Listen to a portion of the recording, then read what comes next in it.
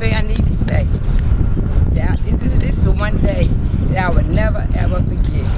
When I came back down to Richmond, Virginia one day to see my son. I hadn't seen my son in 2 years.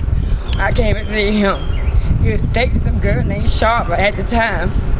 And I ain't never seen him get hair on his face at this time.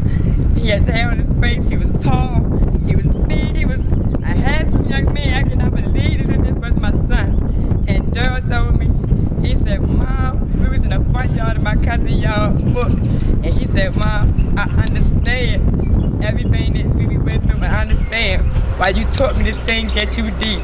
That is one thing I would never ever forget that Daryl told me, that he said to me because I mean, everything that we went through growing up just went like, made me feel like I can breathe again. I can live again. You know, that one little statement meant a lot to me because Daryl kept texting me all the time, come back home, Mom. Come back home, Mom. Come back home, Mom. And that's the reason why I came back home. Daryl and Sharpa came to get me from Missouri. That's why I'm here now. I wouldn't even be here right now. Daryl got on MapQuest, Yahoo, and came and got me. Didn't know where the hell he was at.